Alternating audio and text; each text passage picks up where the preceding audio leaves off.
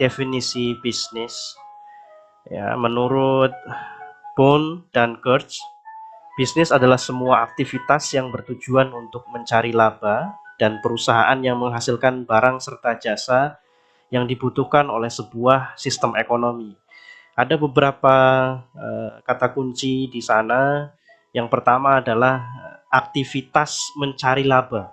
Ya, jadi ini nanti akan kita diskusikan bahwa memang di dalam bisnis ini tujuan utamanya adalah bagaimana kemudian aktivitas tersebut menghasilkan keuntungan atau laba.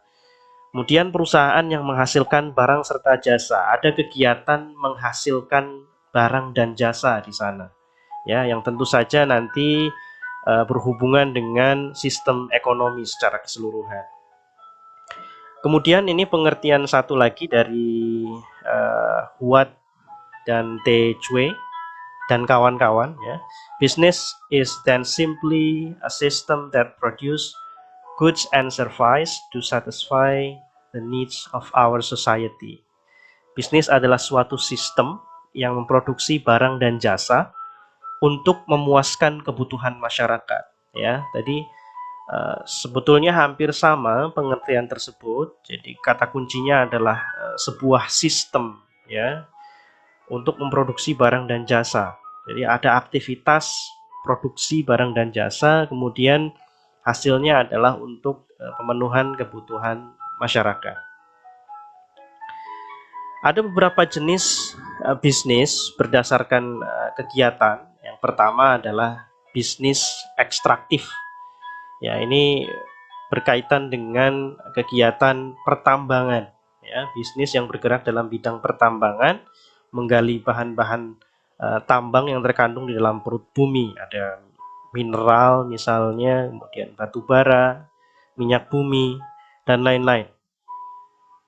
Kemudian bisnis agraris, nah ini kaitannya dengan pertanian, peternakan, perkebunan, perikanan, dan kehutanan. Jadi bisnis-bisnis agraris ini banyak sekali macamnya, ya. Pertanian, peternakan juga termasuk, kebun, perikanan, atau kehutanan begitu, ya.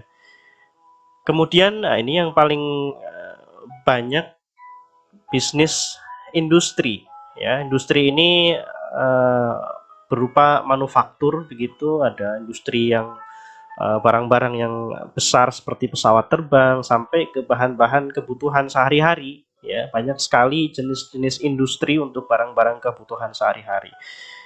Semuanya diproduksi, dihasilkan di dalam aktivitas manufaktur. Nah, bisnis industri ini macamnya banyak sekali sesuai dengan kebutuhan manusia begitu, ya. Dan yang terakhir adalah bisnis jasa. Ini yang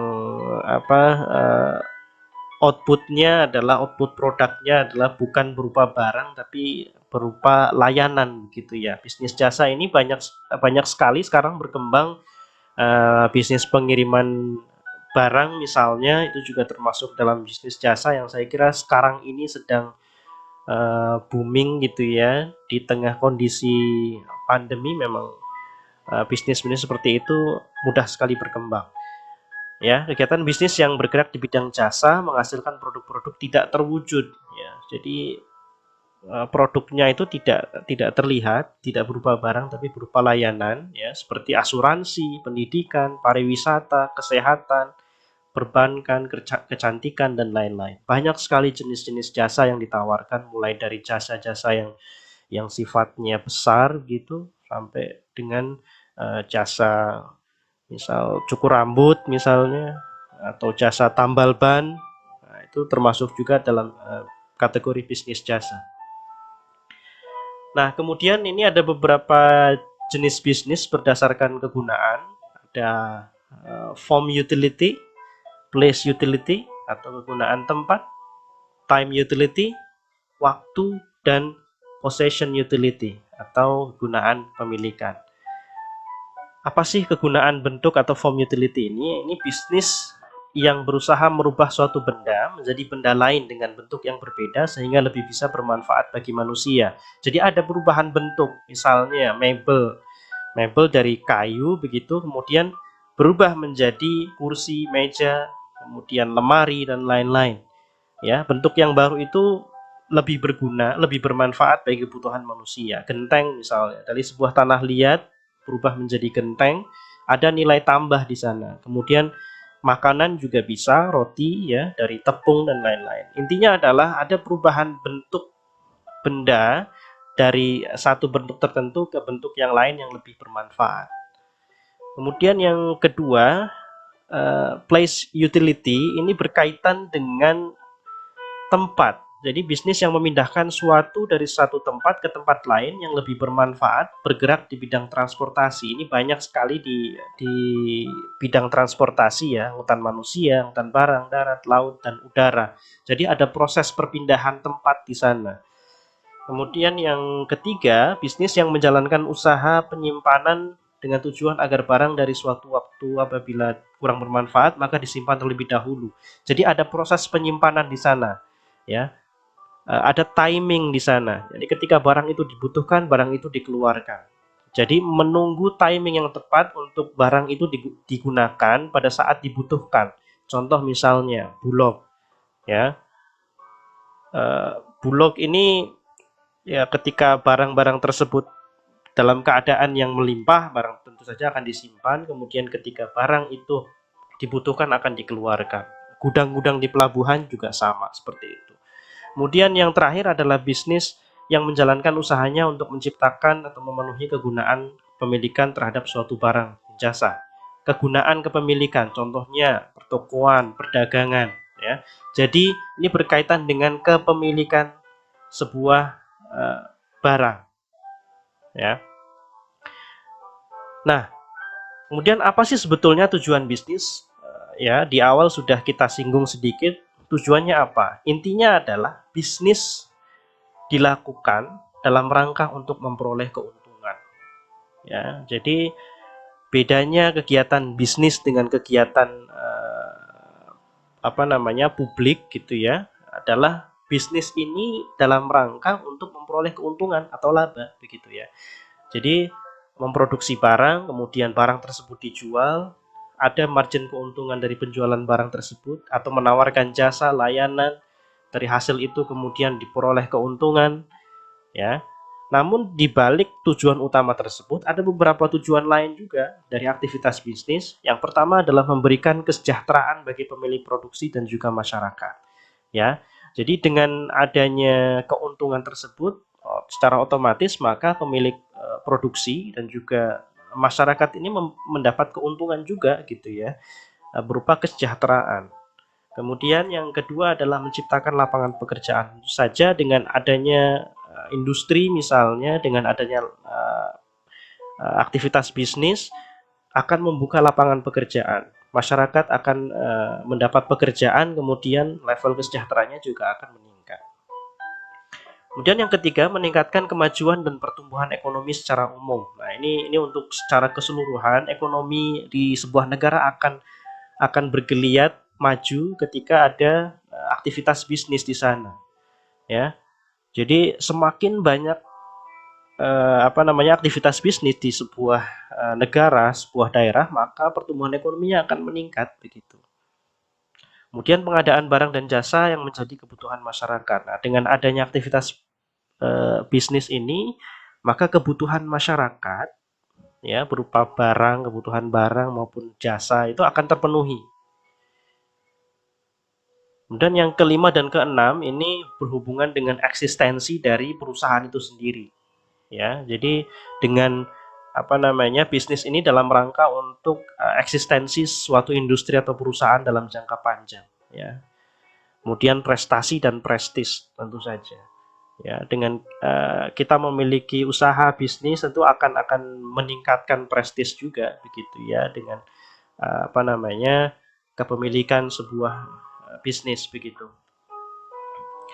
Kemudian selanjutnya kita akan beralih ke organisasi bisnis, ya. Sebetulnya organisasi bisnis ini terdiri dari dua kata ya, bisnis dan organisasi tentu saja. Organisasi ini merujuk pada sistem kerjasama antara dua orang atau lebih, ini menurut Chester Barnard, ya. Organization as a system of cooperatives of 2 more persons.